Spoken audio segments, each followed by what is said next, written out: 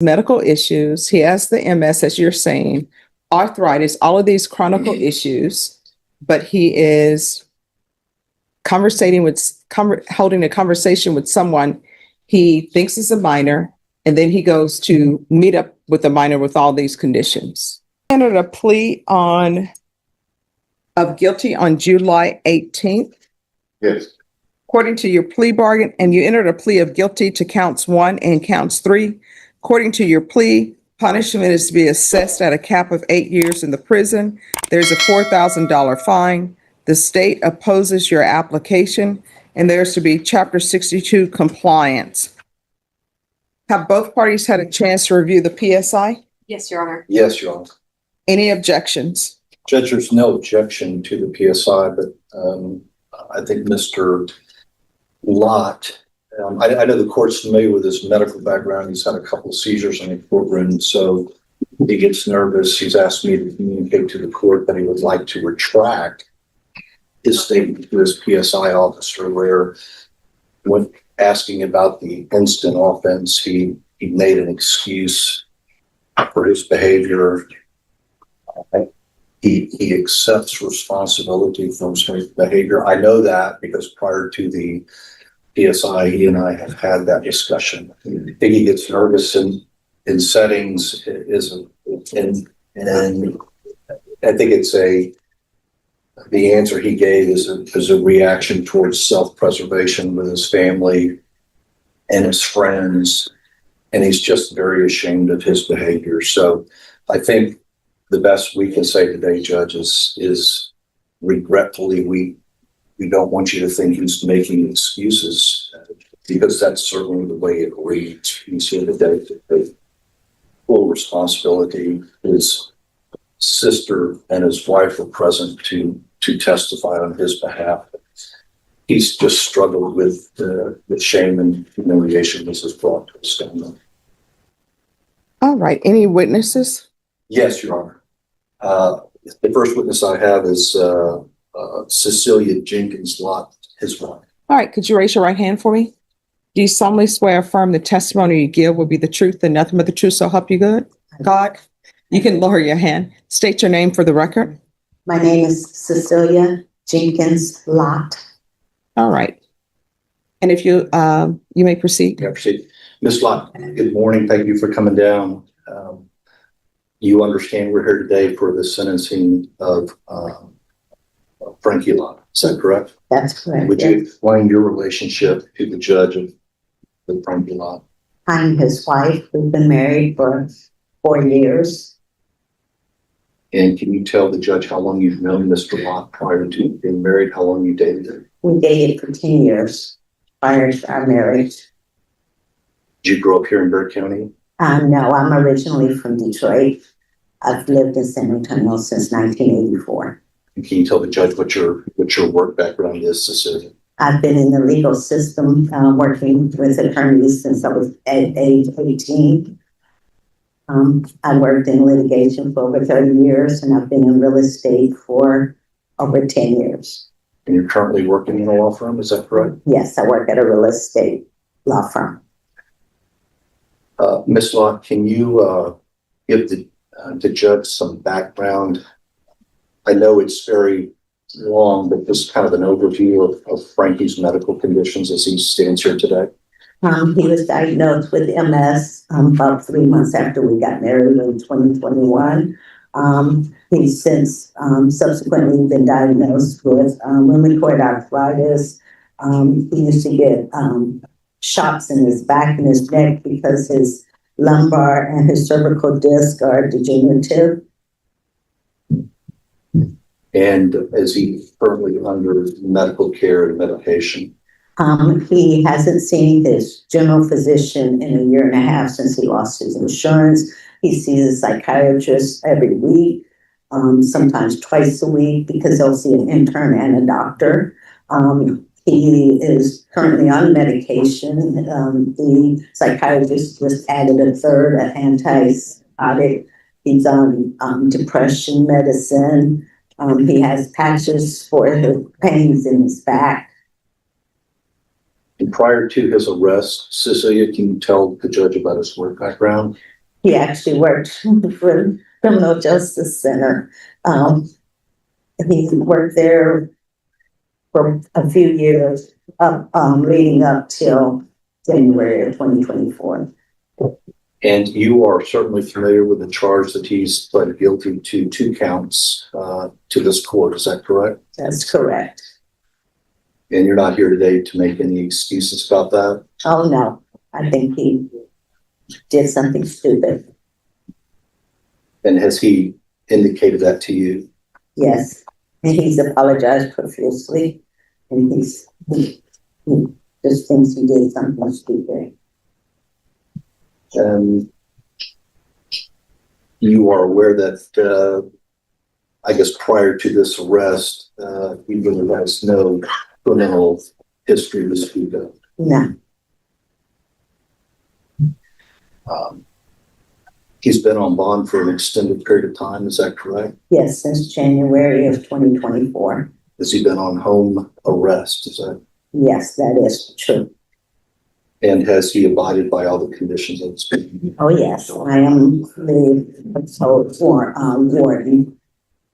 So you know that one of the decisions that we have agreed to leave up to the judge is whether she would give Frankie time in prison or a shot at community supervision. Do you think he's a good candidate for probation? Oh, yes, And can you tell the judge in your own words why he's a good candidate for probation? because he repents for what he did, and he has health issues that would make it impossible. He has health issues. He has repented. I believe that he would be okay at home. I've changed the phones. He's not allowed to have text messages or anything on his phone. I'm there. I monitor. I control the phone. I turn it off at night at bedtime. And he's homebound. He only leaves to go to his doctor's visits or to pick up prescriptions. And he's not allowed to do anything but be at home. And obviously, I think your statements include that you would be supportive of him if he were placed on community supervision. Oh, yes.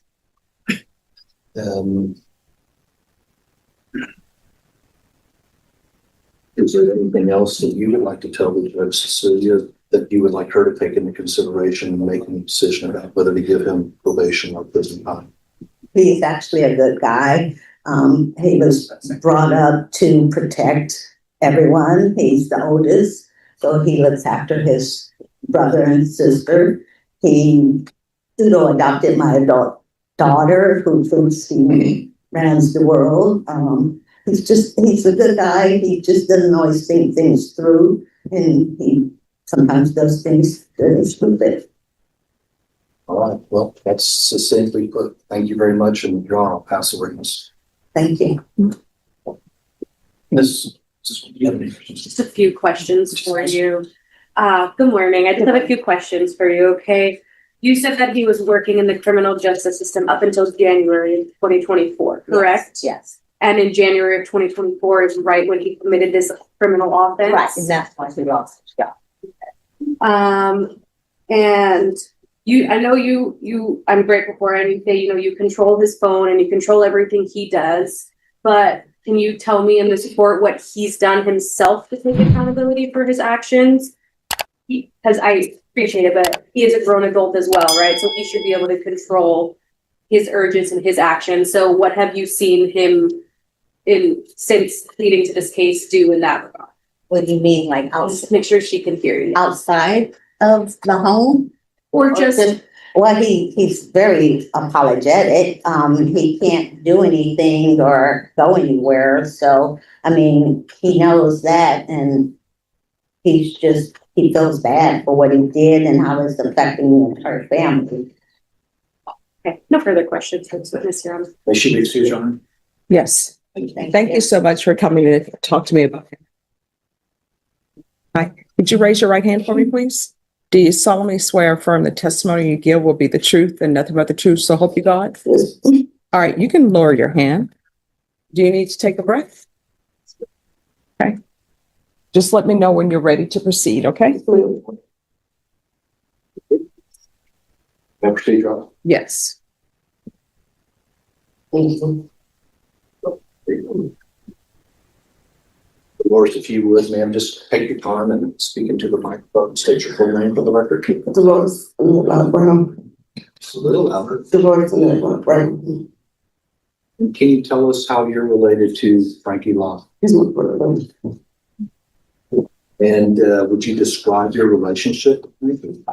Yes, we've always been close. Growing up, we've had fights. My mom always told us that to make sure we take care of one another because we're all we have. And just love him so much. I have handled this situation that has occurred. It's very hard and difficult on a family, including my dad. We just lost my mother right before the incident happened. And that's why it's just difficult for me to stand this. My dad is deteriorating, and if anything, my brother does go to prison. He's I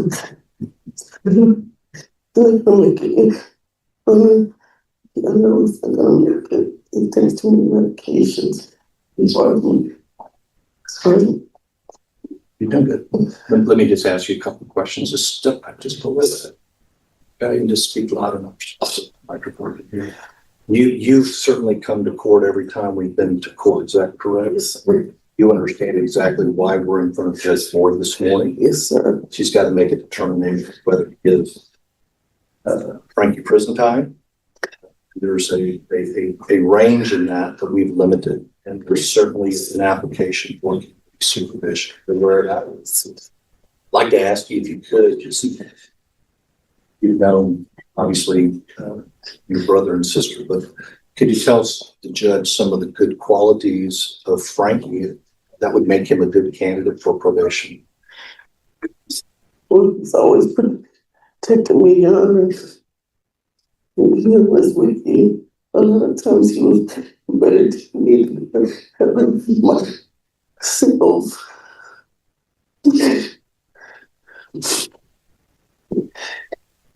And all I can tell you, Your Honor, he regrets everything that he's done. Put shame on the family. Bringing shame to my dad, especially after just losing my mother. Let me ask you, if he's granted probation, does he have the continued support of your family? Yes, absolutely, Your Honor. You in Frankie's life every day? And ever since this incident has been, Your Honor, and with his medical condition, I've been checking on him more, been making more contact, just trying to ease his mind, to let him know that, we all make mistakes and, that we all make mistakes and you have to own up to your responsibility and you don't show the remorse for what he's done and the shame that he brought on his wife,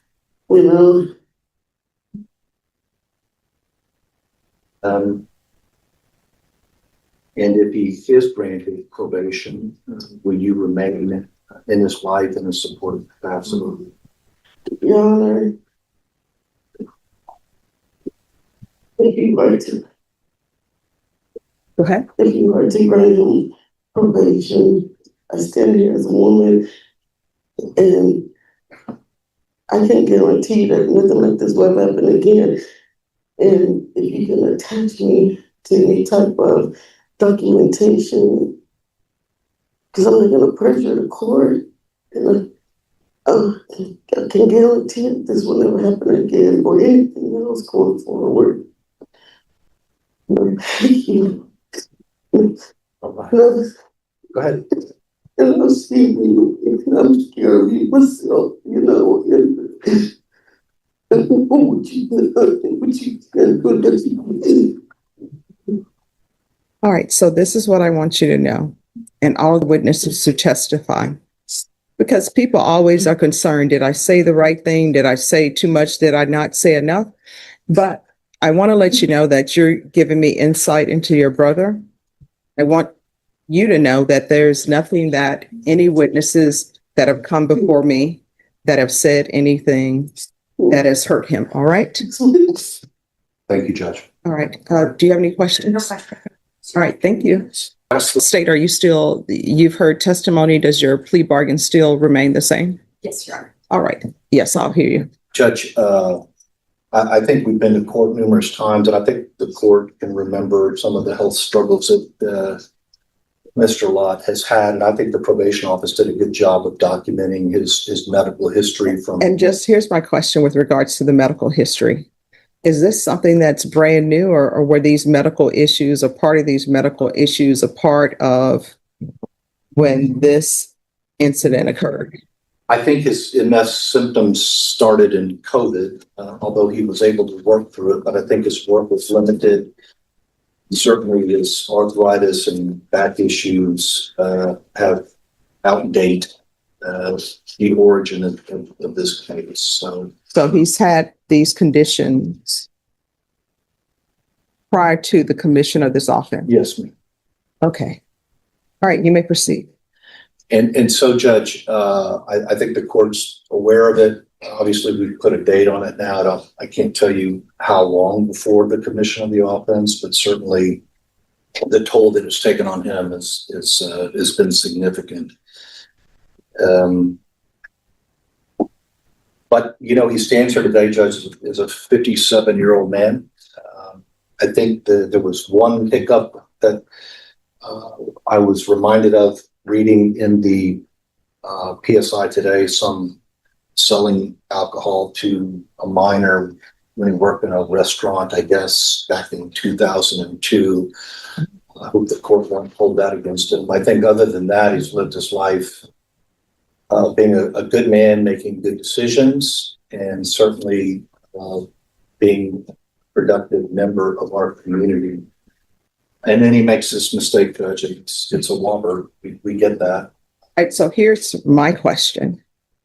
And counsel, maybe you can address this. Maybe you want your client to address this. So there's an online solicitation of a minor, and I am completely, I'm going to disregard the fact you want me to disregard, where he says that basically he was tricked. And I understand with online, I represented people before. I understand with online solicitation of a minor, you are sort of tricked in the fact that you think you're talking to a minor and you're not talking to a minor. So I understand the trickery in that portion, but this is what I want to address. So he's having this conversation with someone he believes to be a minor, and then he agrees to meet up with the minor.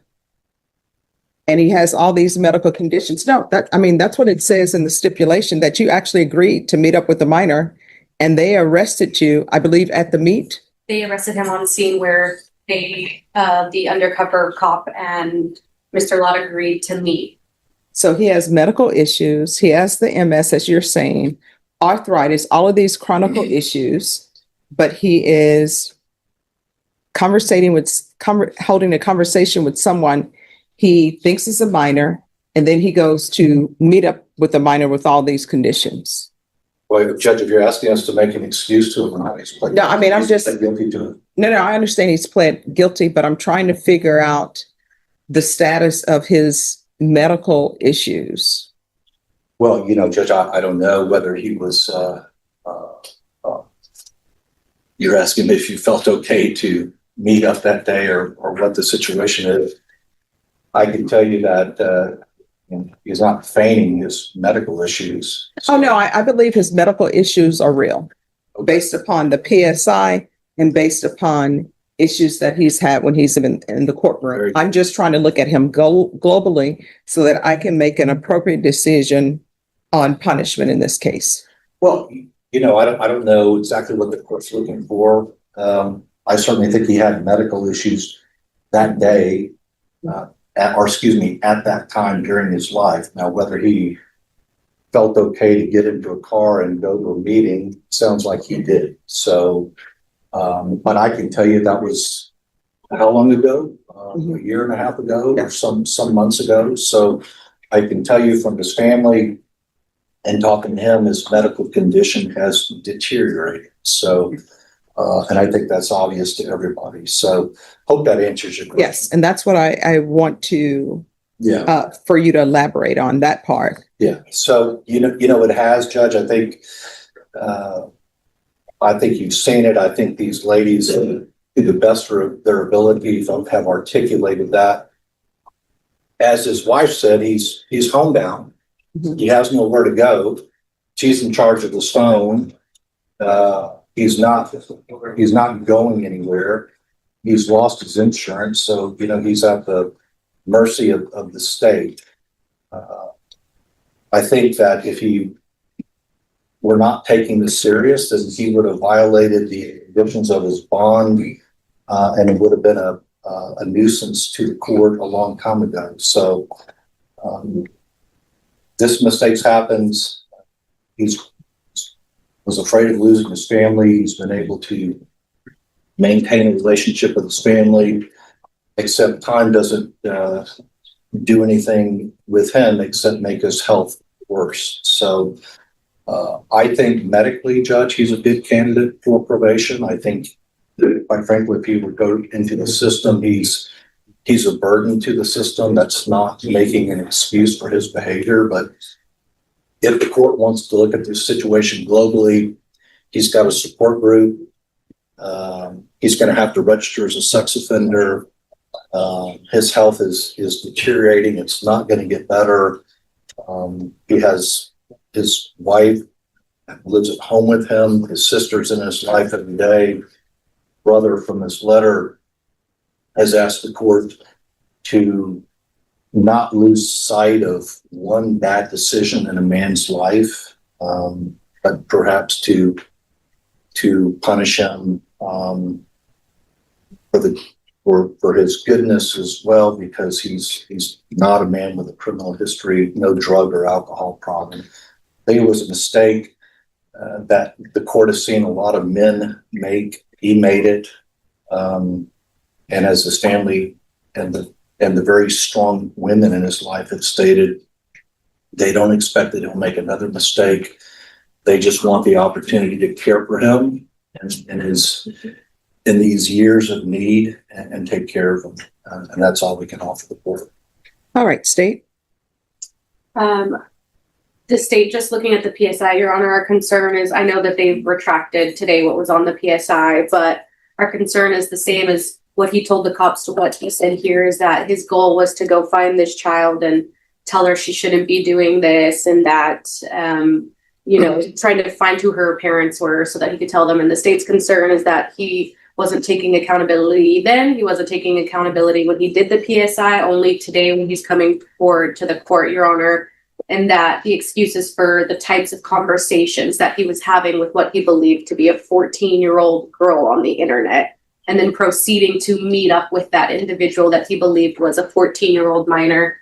That's just the state's concern, Your Honor. He had these health conditions. While they may have deteriorated, he had them. He drove a car. He went to meet this individual, Your Honor. And that's pretty much all the state has, Your Honor. All right. All right, this is what the court is going to do. And the court is taking in consideration your lack of history. The court is taking in consideration your medical conditions. The court doesn't believe a sentence should be a death sentence unless it's called for the death penalty. And I say that if somebody is receiving the death penalty, all the other sentences, they're not supposed to be a death sentence. So I'm taking all of that in consideration. I'm taking your health in consideration. The court is going to find you guilty of counts 2 and counts 3. Counts 2 and counts 3 will run concurrently.